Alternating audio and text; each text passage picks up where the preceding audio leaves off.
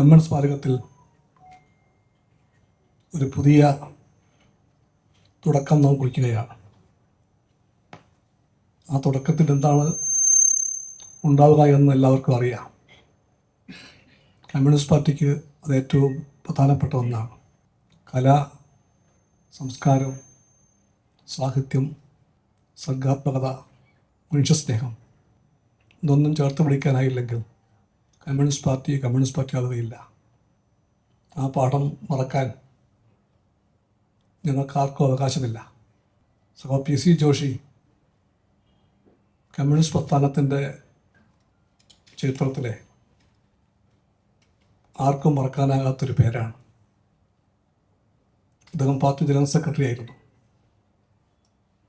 സംഭവബഹുലമായ ഒരു കാലഘട്ടം മുഴുവനും ആ ജനറൽ സെക്രട്ടറി പോരാട്ടങ്ങളെ സംഘടിപ്പിച്ചുകൊണ്ട് നയിച്ചവരുമാണ്. സമരങ്ങൾക്ക് ആശയത്തിൻ്റെ ബീജം പകർന്നവരാണ്. മാർക്സിസത്തിൻ്റെ വളർച്ചയിൽ വലിയ പങ്ക് വഹിച്ച സൈദ്ധാന്തികനായിരുന്നു. പക്ഷേ ആ കമ്മ്യൂണിസ്റ്റുകാരന് ഈ പറഞ്ഞ കല എന്താണ്, സാഹിത്യം എന്താണ്, കലാകാരന്മാരും സാഹിത്യകാരന്മാരും ആരാണ് എന്നറിയാമായിരുന്നു. എല്ലാത്തിൻ്റെയും കൂടെ അവർക്കൊപ്പം കൈകൾ കോർത്തു പിടിക്കാൻ അദ്ദേഹം മുമ്പിലുണ്ടായിരുന്നു. അദ്ദേഹത്തിൻ്റെ കൂടി മുൻകൈയിലാണ് മലയാളത്തിൻ്റെയും ഇന്ത്യയുടെയും സാംസ്കാരിക ലോകം ഒരിക്കലും മറക്കാത്ത ഇപ്റ്റ പറന്ന് വീണത്. ഇന്ത്യൻ പീപ്പിൾസ് തിയേറ്റർ അസോസിയേഷൻ, പിന്നെ PWA പ്രോഗ്രസീവ് റൈറ്റേഴ്സ് അസോസിയേഷൻ, ഇതിൻ്റെ എല്ലാം കമ്മ്യൂണിസ്റ്റ് പാർട്ടിയാണെന്ന് ഞാൻ പറയുകയല്ല. ഇതിൻ്റെ എല്ലാം പുറകിൽ പങ്കുവഹിച്ച മഹാരഥന്മാരായ സാഹിത്യനായകന്മാരുണ്ട്. കെ അബ്ബാസിനെ പോലെ, മുൾക്കരാജാനന്ദനെ പോലെ, ബൽരാജ് സാഹിനിയെ പോലെ എത്ര പേരുകൾ, ആ പേർക്ക് അന്തമില്ല. അവരെല്ലാവരെയും ചേർത്ത് നിർത്തിക്കൊണ്ട് മിൽക്കച്ചലോ എന്ന് പാടിപ്പിക്കാൻ അദ്ദേഹം ഉണ്ടായിരുന്നു. PC ജോഷി ബംഗാൾ ക്ഷാമത്തിൻ്റെ കാലത്ത് കൽക്കട്ട തെരുവുകളിൽ രാജ്യമറിയുന്ന ഏറ്റവും വലിയ ചലച്ചിത്രകാരന്മാർ, നാടക നിർമ്മാതാക്കൾ, സംവിധായകന്മാർ, പാട്ടുകാർ പാവപ്പെട്ട തൊഴിലാളിക്കൊപ്പം തോളുരുമ്മി പാട്ടുപാടി നടന്നത് ആ കാലത്താണ്.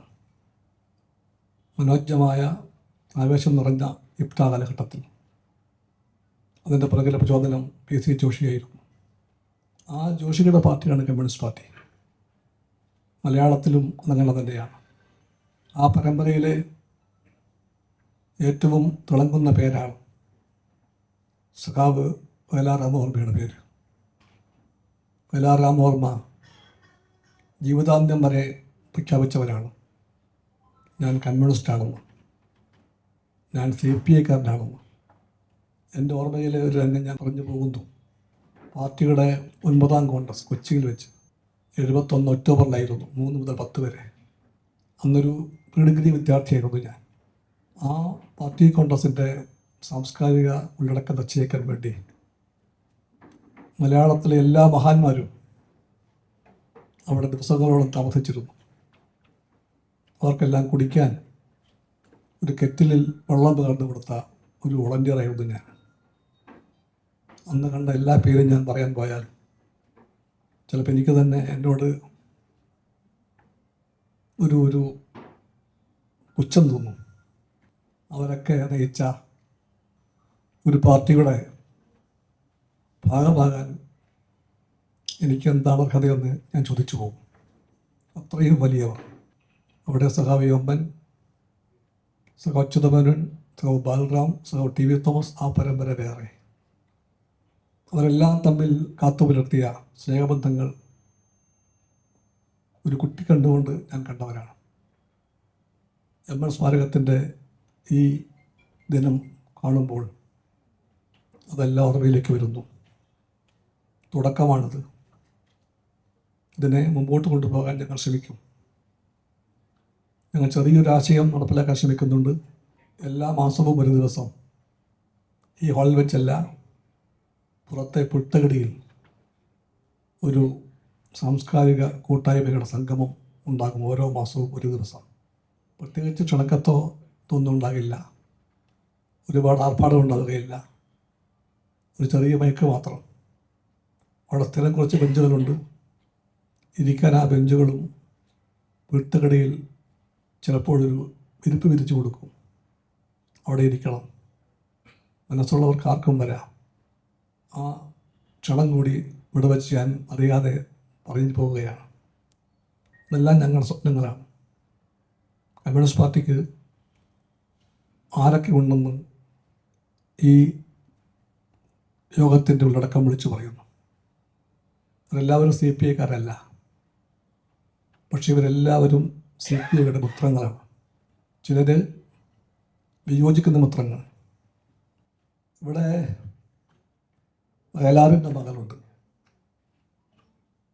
യമുന. ഇവിടെ വയലാറിൻ്റെ മകൾ മാത്രമല്ല, അവൾ അനിയത്തിയാണ്. വയലാറിൻ്റെ മക്കളെയൊക്കെ എനിക്ക് നീന്തു വിളിക്കാൻ അവകാശമുണ്ട്. ശരത്തിനെയും അവളെയും എല്ലാവരും വിളിക്കാം, നീന്തു വിളിക്കാം. അമ്മയെ അമ്മ എന്ന് വിളിക്കാം. എനിക്കുറപ്പാണ് ശരത്ത് നിർബന്ധപൂർവ്വം പറഞ്ഞു കാണും, നിങ്ങൾ നീ പോകണമെന്ന് പറഞ്ഞു കാണും. വിനോച്ചേട്ടൻ വിളിച്ചതാണ്, പോയേ തീരുമെന്ന് പറഞ്ഞു കാണും. അമ്മയും പറഞ്ഞു കാണും, പോകണമെന്ന് പറഞ്ഞു കാണും. വയലാറിൻ്റെ കുടുംബം കേരളത്തിൻ്റെ കുടുംബമാണ്. കമ്മ്യൂണിസ്റ്റ് പാർട്ടിക്ക് ആ കുടുംബം സ്വന്തമാണ്. എല്ലാ 27-ാം തീയതിയും ഒക്ടോബർ മാസം ഞങ്ങളവിടെ പോകുമ്പോൾ ആ വീട്ടിൽ മറക്കാതെ പോകാറുണ്ടായിരുന്നു. ഇത്തവണ പോകാൻ പറ്റിയില്ല, വയ്യായിരുന്നു. ഒരു തല്ലിപ്പൊളി വൈറൽ ഫീവർ പിടിച്ചിട്ട് അവശനായിട്ടാണ് ഇത്തവണ വയനാട്ടിൽ പോയത്. അതുകൊണ്ട് പതിവുള്ളതുപോലെ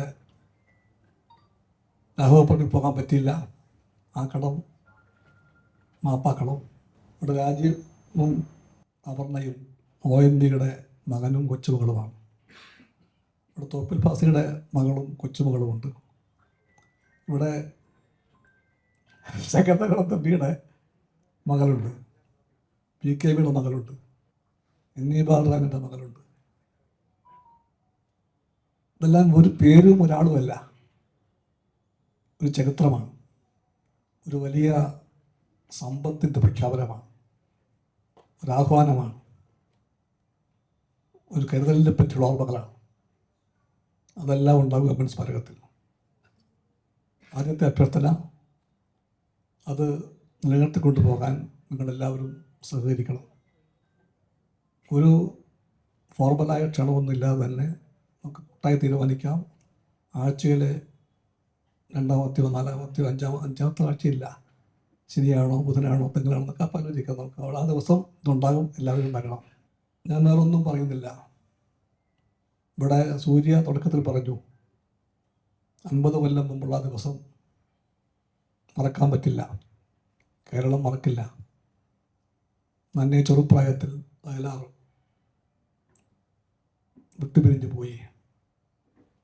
കുറേ ദിവസങ്ങൾ അദ്ദേഹം ചികിത്സയ്ക്കായി ഇവിടെ മെഡിക്കൽ കോളേജിലുണ്ടായിരുന്നു.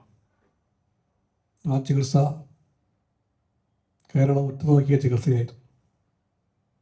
എല്ലാവരും കുതിച്ചു വയലാർ പഴയതുപോലെ തിരിച്ചു വരണമെന്ന്. പക്ഷെ അദ്ദേഹം മടങ്ങി വന്നില്ല. ഞാൻ കണ്ടിട്ടുണ്ട്,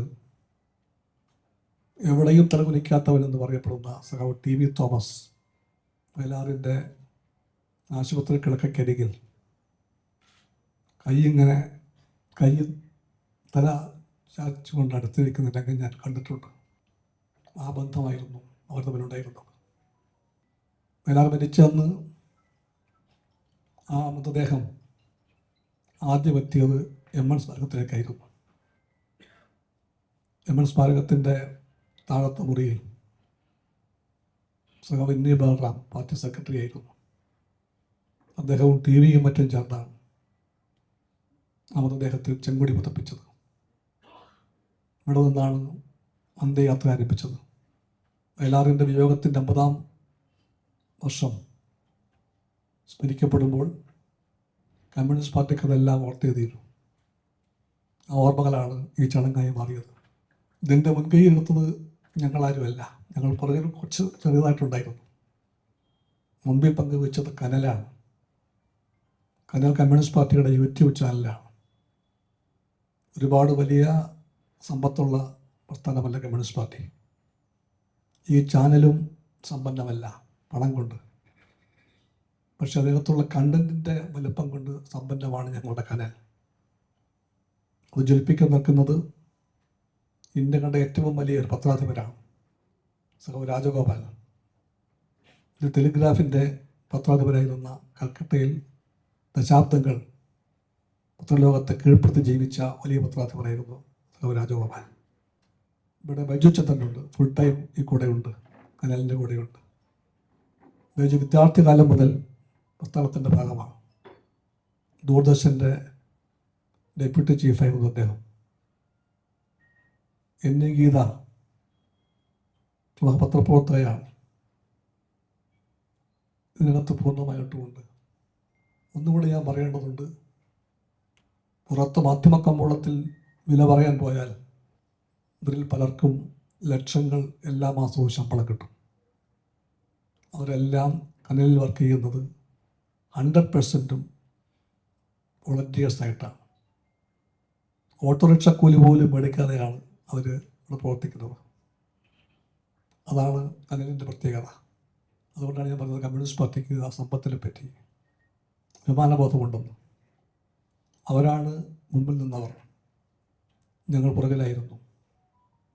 പക്ഷേ മുമ്പിലും പുറകിലുമായി ഞങ്ങൾ എന്താണോ ലക്ഷ്യമാക്കിയത് അതിവിടെ യാഥാർത്ഥ്യമായിരിക്കും.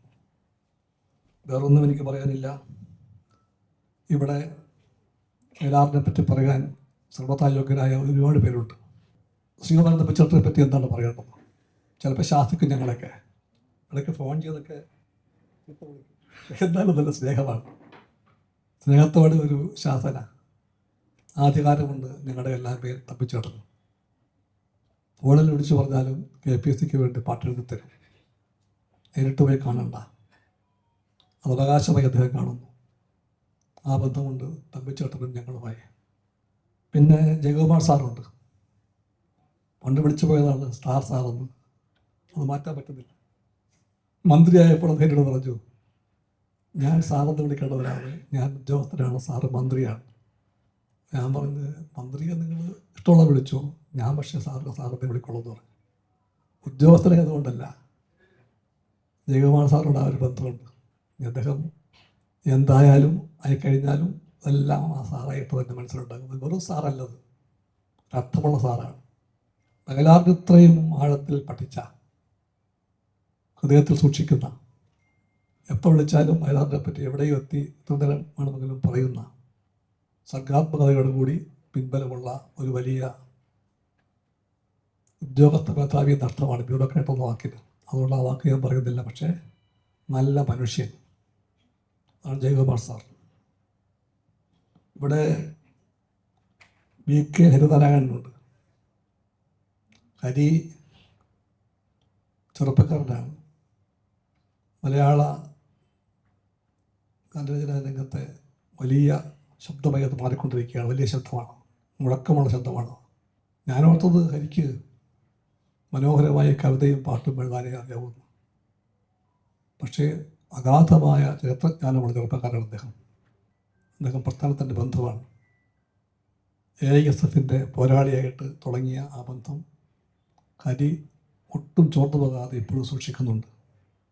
ഹരിനാരായണൻ ഇവിടെയുണ്ട്. Rosemary, what should I say about you? ഒരു വിമർശിക്കുന്ന സുഹൃത്താണ്. ഇടയ്ക്ക് വിമർശിക്കും, പലപ്പോഴും പറഞ്ഞ വാക്ക് പാലിക്കാറില്ല. ഇന്ന് വാക്ക് പാലിച്ചുകൊണ്ട് വന്നിട്ടുണ്ട്. നല്ല സുഹൃത്താണ്, ഞങ്ങളുടെ എല്ലാവരും ഒറ്റ സുഹൃത്താണ്. കമ്മ്യൂണിസ്റ്റ് പാർട്ടിക്ക് അത്തരം സുഹൃത്ബന്ധങ്ങൾ തീർച്ചയായിട്ടും വിലമതിക്കാൻ കഴിയും. ആ റോസ്മേരി ഇവിടെ ഉണ്ട്. ഞാനത് അതിനപ്പുറം ഒന്നും പറയുന്നില്ല. രാജീവും അപർണയും കുടുംബാംഗങ്ങളാണ്. ONV വയലാർ ബന്ധം, അത് പറയുമ്പോൾ മറന്നുപോകാൻ പാടില്ലാത്ത പേരാണ് ദേവരാജൻ്റെ പേര്. ആ ത്രയങ്ങളെയാണ് ഒരുപോലെ മലയാളവും നമ്മുടെ സാംസ്കാരിക മേഖലയും ഹൃദയത്തിൽ ചേർത്ത് വെച്ചത്.